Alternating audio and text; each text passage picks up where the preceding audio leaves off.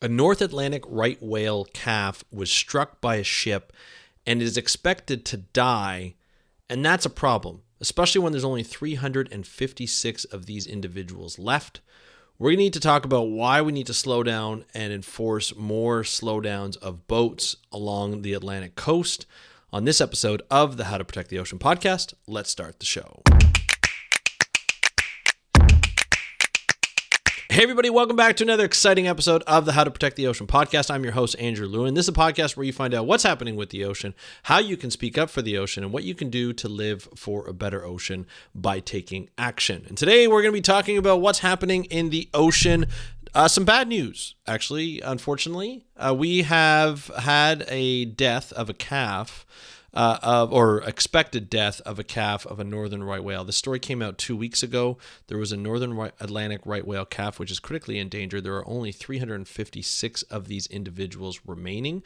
These northern Atlantic right whale calves occur along the Atlantic coast of the U.S. and go into the Atlantic coast of Canada and into the Gulf of St. Lawrence, where they've been headed just because of climate change. They've been going more and more north, so that's why they're in the Gulf of St. Lawrence. Now, just to give you some context here, in 2017, there was a large amount of deaths that were of northern Atlantic right whales that came ashore that people found. It was like 17 individuals or something like that. It was a ridiculous amount. People were concerned, and it was because they started to come up north into the Gulf of Mexico, which was like the first time in a very, very long time. We used to get the odd number in Canada, but now when they're in the Gulf of St. Lawrence, they're there fairly regularly since then because the waters are getting warmer. And they're so in the summers in Canada, they start coming up to the Gulf of St. Lawrence, find food, and it's a good habitat for them.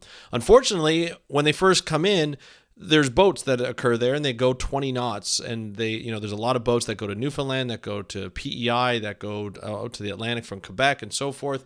And it's an important aspect for that transportation, but it's also an important habitat now for the northern Atlantic right whale, which is critically endangered. And so we need to protect those animals. So at the time, they slowed down, they have the speed. So they slowed it down to 10 knots instead of 20 knots. And that seemed to be better for the northern Atlantic right whales. Now, why are they so susceptible to ship strikes? There's a couple of reasons. One, they're slower swimmers.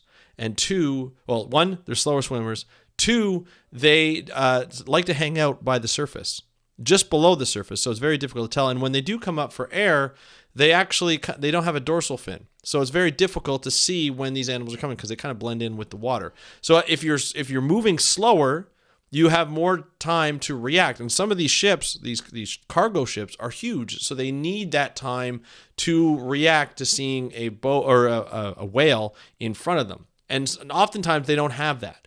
And if they're going 20 knots, they don't have that time to change course or move out of the way for this poor whale. Now, another reason why the calves are even more susceptible and mothers, because the mother and calves will sit at the surface and nurse for quite a long period of time. So again, they're just more vulnerable to these ship strikes in a very active area, not only in Canada, but in the U.S., of Atlantic ship traffic. And there's been a lot of studies, a lot of research, and a lot of conservation going on to protect these animals. And at one point, they were actually going up like 20 years ago. But over the last number of years, they've been going down in numbers, and they're at like 356, I think I mentioned, is what they're at. So they're critically endangered. They need more protection. And what they discovered after this calf, there was a study done by Oceana, and what they discovered is that a lot of boats are not actually abiding by the speed, right? So the enforcement isn't there, and the recognition and the abiding of the actual speed limit is not happening, right? And again, it's a difficult thing to enforce. The only way to do that, really, I would imagine, is more boats on the water from a Coast Guard standpoint. Or a local state standpoint of enforcement. Also, you can use satellite imagery and you can kind of catch these boats when they're moving. AIS is always great. It's like an automated, I think, information system, I think is what it is. But essentially, it's a GPS on the boat, and that GPS signal goes back up to the satellite, and it goes into a huge database so you can track all the ships that have the AIS on there. Now, another study that was, and we'll probably go into it another time, but another study that was found found that a lot of the ships don't have AIS, and so a lot of fishing vessels are not being tracked, and they're going to a lot of illegal places. That's being a big problem. That was a huge study that came out a number of weeks ago that needs to be monitored a little bit more closely. We need to know who's out there. We need to know what ships are out there. We need to monitor that to ensure that we're enforcing marine protected areas. We're enforcing, quotas. We're enforcing how many boats can be in a specific area, if they can be in that area at all. All these need to be enforced. So you need more eyes on the water, whether it be through satellite, other technologies, or even just having boats on the water.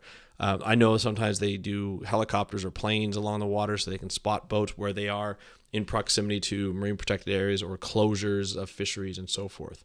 So ship speed is, the fact that they're not enforcing speed, or they're not able to enforce the speed of ships, and people aren't abiding by those speed limits, is very concerning to look at where we're going. And here's the staggering amount. So it says here, there's a story in New Jersey, the New Jersey Monitor, and it said researchers from Oceana, the largest international advocacy group dedicated to ocean conservation, found that 84% of the boats 65 feet or longer sped through the mandatory seasonal slow zones correlated to whale migration and feeding patterns over a recent 2-year period, while 82% sped in voluntary and temporary slowdowns triggered by whale sightings.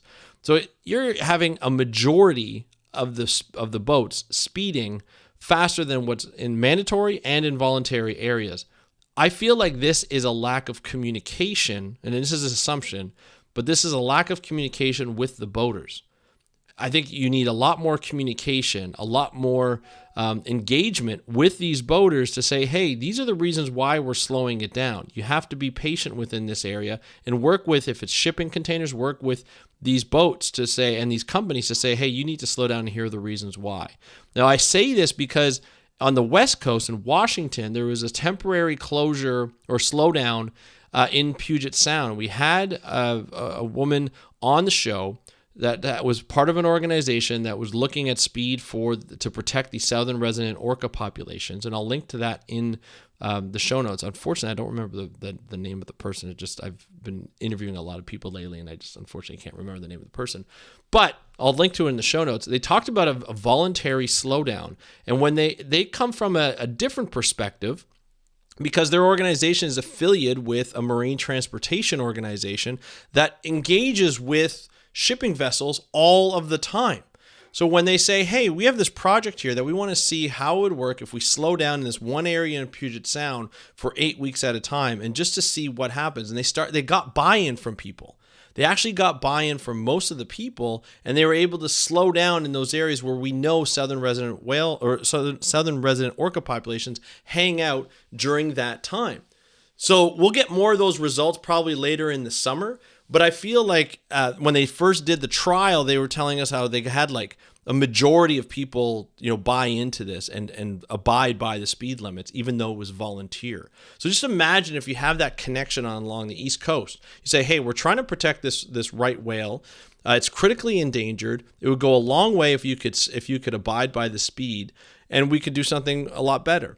So there is litigation, or there is a policy they're trying to put through that will mandate speed limits, and not just in voluntary areas. It's going to mandate them all. It's going to be, everything's going to be mandatory. So we're going to see stricter laws and hopefully stricter enforcement along these lines. Because let's go back to this calf that I mentioned at the beginning of the year, or the beginning of this episode. When scientists and conservationists hear about a new calf, whether it's the southern resident orca population, which there were a few new calves this year, which was great, or the northern Atlantic right whale population, where there was a couple of new calves. When we see a calf, we see hope.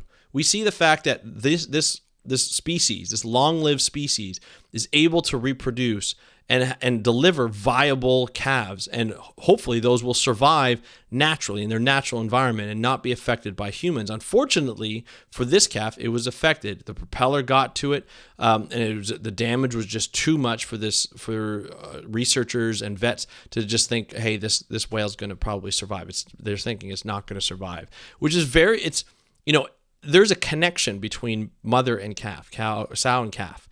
And when we see, or a cow and calf, when we see that connection, we've seen like with resident orca population, southern resident orca population, when they mourn a death of a calf, they mourn it for a long time. That could affect their ability to reproduce the next year or another year in the future. They have this connection with their calves that is very human-like. And we talk about a lot about the psychology of these orcas, which we're just really scratching the surface in their understanding, but we find that they're very familiar for us.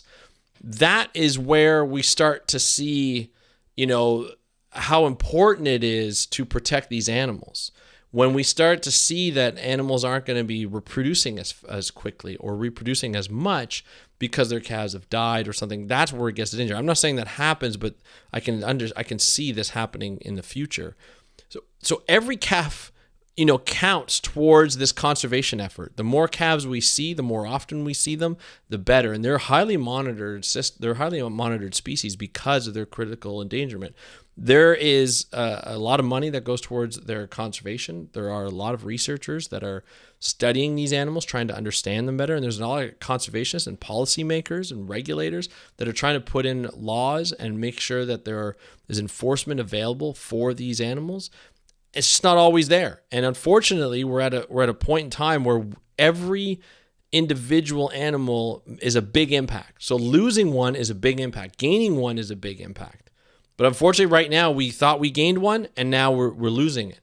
And these calves are vulnerable. They're nursing all the time. They're at the surface all the time. They're learning from their mothers of how to navigate through this complex world that we live in, that they live in. And we need a little bit more protection. So the regulations that are coming out that NOAA proposed last year to update their vessel speed regulation was first issued in 2008. They promised to adopt a final rule by the end of this year. The new rule would make all slow zone speed limits mandatory, apply them to boats 35 feet and up, and update the timing and location of seasonal slow zones to reflect the current patterns of North Atlantic right whales. Now, this is an important aspect. Climate change has changed where these slowdown zones should go because the animals have changed their routes. Right? Because of potential shifts in currents, because of shifts in temperature of the ocean, the animals are going more north, or they might be changing their pattern of how they get there. So the slow zones have to change in order to protect them, right? Also, we're not only finding northern white whales that are washing ashore or dying, we're also finding minke whales and other whales that are along the Atlantic coast that are also dying. From ship strikes, it could be also entanglement in fishing gear. And so conservationists will always say, when you're looking at two major things to protect northern white whales and other whales, ship strikes and fishing entanglement. So fishing entanglement from lobster pots and crab pots, where there's lines that the crab pots get sunk to the bottom. There's lines to a buoy to make sure the fishermen can get access to that buoy or to that crab pot or lobster pot at the end of when they're ready to bring it up. They want those ropes, those lines are almost invisible to the whales, and they can get caught in there and they can get entangled to the point where they get cut and they get infected and then they die. Right? Or it can go in their mouths, or it can entangle and close their mouths somehow. It can be very painful. They can suffer quite a bit, and we want to avoid that. So there are alternatives. There are ropeless pods that they're experimenting to this day. There are closures of specific areas of crabbing and shrimping and lobstering. And so with those closures, you're starting to see, we're going to see what happens with the survivability of whales that go through those areas. And the areas are going to change because the paths have changed due to warming of the oceans and changes in the climate that affects the migration pattern of whales. So there's a lot of stuff to protect these whales. It requires a lot of enforcement. It requires a lot of regulation. Those are not easy to come by. They are slow wins. But hopefully we'll start to see those wins come through. So I'd love to hear your thought about, mandatory slowdowns. Is it good for the industry? Is it good? Obviously, it's good for the environment, but is it enough? Do we need to do more? I would love to hear from you. Head on over to Instagram @HowToProtectTheOcean. DM me. Let me know what you think. You can also go to speakupforblue.com/contact to contact me and email me directly. And if you want to join our newsletter to get updates on all the news that's going on that I can't cover every day on this podcast, you can do so by going to speakupforblue.com/newsletter. That's speakupforblue.com/newsletter. That's it for today's episode. I want to thank you so much for joining me on this episode of the How to Protect the Ocean podcast. Have a great day. I'm your host, Andrew Lewin. Have a great day. We'll talk to you next time, and happy conservation.